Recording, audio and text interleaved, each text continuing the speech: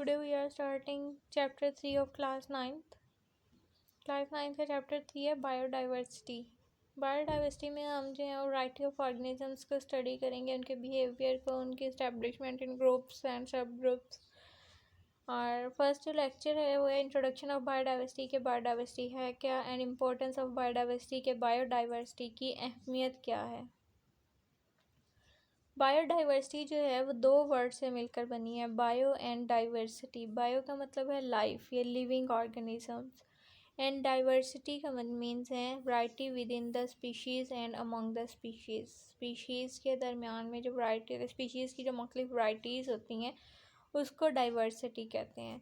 Biodiversity is a measure of the variety of organism present in a different ecosystem. मुख्तलिफ ecosystems के अंदर जो मुख्तलिफ ऑर्गेनिजम्स की वैराइटीज़ पाई जाती हैं उसको बायोडाइवर्सिटी कहते हैं। मुख्तलिफ इकोसिस्टम में कहते हैं जैसे कि कुछ एरियाज़ होते हैं वो हमारे बहुत ज़्यादा ठंडे होते हैं, कुछ एरियाज़ जो है वो बहुत ज़्यादा वार्म होते हैं। तो कोल्ड इकोसिस्टम के एनिमल्स डिफरेंट होंगे, वार्म इकोसिस्टम के जो एनिमल्स होंगे वो डिफरेंट होंगे, जो नॉर्मल है इन्वायरमेंट है वहाँ के एनिमल्स और प्लांट्स जो हैं वो डिफरेंट होंगे। तो इस तरह डिफरेंट इकोसिस्टम में डिफरेंट वैराइटीज़ पाई जाती हैं ऑर्गेनिजम्स की, तो उन ऑर्गेनिजम्स की वैरायटी की स्टडी को बायोडाइवर्सिटी कहते हैं। बायोडाइवर्सिटी में हम प्लांट्स की डाइवर्सिटी को भी स्टडी करते हैं और एनिमल्स की डाइवर्सिटी को भी स्टडी करते हैं। तो diversity of the plant is called flora and the diversity of animal is called fauna. In a region depend on the climate, altitude, soil and the presence of the species। यानी किसी भी area में अगर हम plants की और animals की diversity देखते हैं तो वो क्लाइमेट के ऊपर डिपेंड करती हैं, वहाँ की सॉइल के ऊपर डिपेंड करती हैं और दूसरी स्पीशीज़ की प्रेजेंस के ऊपर डिपेंड करती हैं। अब दूसरी स्पीशीज़ कौन सी होंगी, वो उनके प्रीडेटर्स भी हो सकते हैं, वो उनकी सोर्स ऑफ फूड भी हो सकती है। तो biodiversity is not distributed evenly on earth. Biodiversity जो है वो पूरी जो आपकी अर्थ है वो कंप्लीट अर्थ पे इवनली डिस्ट्रीब्यूटेड नहीं है। कहीं पे एनिमल्स ज़्यादा हैं, कहीं पे प्लांट्स ज़्यादा हैं, किसी एरिया में जो है वो दोनों इक्वल अमाउंट्स में हैं, किसी एरिया में एक टाइप के एनिमल्स बहुत ज़्यादा हैं और दूसरी टाइप के एनिमल्स जो हैं वो वहाँ पे एक्सटिंक्ट हो चुके हैं। तो डिफरेंट अर्थ के एरियाज़ में बायोडाइवर्सिटी डिफरेंट है।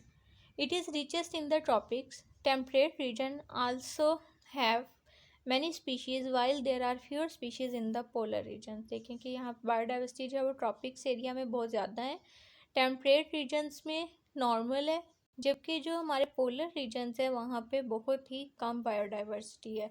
Biodiversity found on earth today is a result of the 4 billion year of evolution. Biodiversity जो आज इस अर्थ पे है, यानी आज के वक्त में जो ज़मीन के ऊपर डिफरेंट टाइप ऑफ एनिमल्स मौजूद हैं वो 4 बिलियन ईयर्स की एवोल्यूशन से हैं। एवोल्यूशन क्या है? एवोल्यूशन कहते हैं with the passage of time changing आना, यानी टाइम के साथ साथ जब किसी भी स्पीशी के अंदर चेंज आती है तो उसे हम एवोल्यूशन कहते हैं।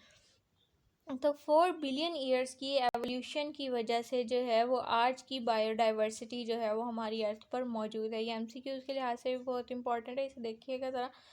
The origin of life is not well known to the science. Origin of life जो है वो साइंस के लिहाज से जो है वो बहुत ज़्यादा वेल नोन नहीं है, ठीक है। था limited evidence guess that until 600 million years ago all life consisted of bacteria and similar unicellular organisms। यानी हमें भी जो साइंस है वो एग्जैक्ट नॉलेज प्रोवाइड नहीं करती कि ओरिजिन हुआ कैसे था लाइफ का, लेकिन एक एस्टीमेट लगा किया जाता है, यानी अंदाज़ा लगाया जाता है कि तकरीबन 600 मिलियन ईयर्स अगो जो है वो लाइफ स्टार्ट हुई थी यूनिसेलुलर माइक्रो ऑर्गेनिज्म से, सच एज बैक्टीरिया, और बैक्टीरिया की तरह है कि ही यूनिसेलुलर ऑर्गेनिजम्स, ठीक है। फ्लोरा, फ्लोरा क्या है? The diversity of the plants. Plants की डिफरेंट वैराइटीज़ को जो है वो फ्लोरा कहते हैं, जबकि एनिमल्स की डिफरेंट वैराइटीज़ को फाना कहते हैं। शॉर्ट क्वेश्चंस में इन दोनों में डिफरेंस आता है कि what is the difference between the flora and the फाना। तो आपने उसमें यही बताना है कि the diversity of the the diversity of the plant is called flora and the diversity of animal is called फाना।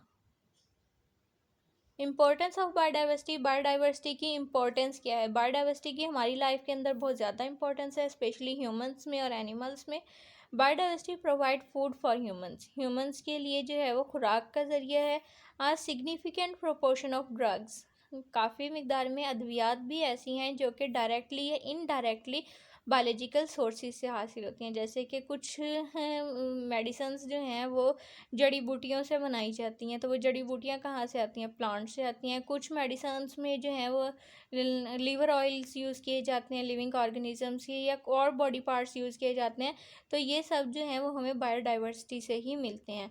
तो बहुत सारी ड्रग्स ऐसी हैं जो कि बायोडाइवर्सिटी से डायरेक्टली या इनडायरेक्टली जो है वो हम हासिल करते हैं। Wide range of industrial material की एक बहुत बड़ी रेंज है जो कि बायोडाइवर्सिटी से हासिल होती है, जैसे कि बिल्डिंग मटेरियल में फर्नीचर के लिए आ जाएगा कि लकड़ियां हम हासिल करते हैं, वुड फर्नीचर के लिए यूज़ करते हैं, डोर्स बनाने के लिए घर बनाए जाते हैं वुड के। इसके अलावा फाइबर्स, रेशिया डाइज कलर करने के लिए इस्तेमाल होते हैं, रेजिन्स जो हैं, गम्स जो होती हैं, और एडहेसिव कहते हैं जोड़ने के लिए जो चीज़ें यूज़ की जाती हैं, rubber, oil are directly from the plants.